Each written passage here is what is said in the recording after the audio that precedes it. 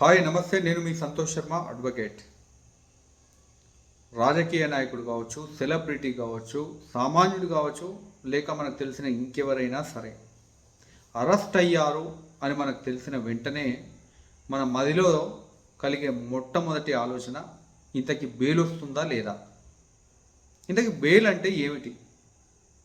Bail అంటే arrest కాబడిన వ్యక్తి court యందు సెక్యూరిటీ ఇచ్చి లీగల్ కస్టడీ నుండి రిలీజ్ అవ్వడాన్ని బెయిల్ అని చెప్పవచ్చు.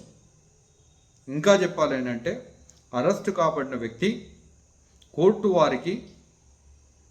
కోర్టు ఎప్పుడు చెప్తే ఎక్కడ చెప్తే అక్కడ తాను తప్పకుండా హాజరవుతానని ఒక అండర్టేకింగ్ ఇచ్చి లీగల్ కస్టడీ నుండి రిలీజ్ అవ్వడాన్ని కూడా బెయిల్ అని చెప్పవచ్చు.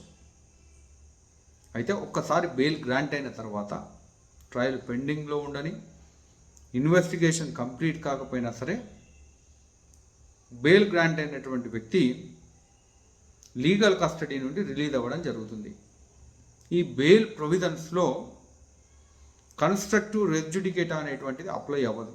ఒకసారి బెయిల్ పిటిషన్ దాఖలు చేశాం, రిజెక్ట్ అయింది, మళ్ళీ దాఖలు చేయడానికి లేదు అనేది ఏమీ లేదు. సబ్సీక్వెంట్గా ఎన్నైనా బెయిల్ పిటిషన్స్ దాఖలు చేసుకోవచ్చు.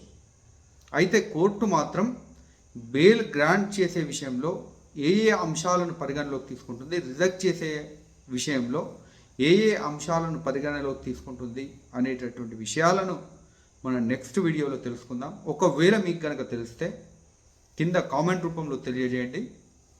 అంతవరకు నా ఛానల్ని లైక్ చేయండి, షేర్ చేయండి, సబ్స్క్రైబ్ చేయండి. Stay tuned.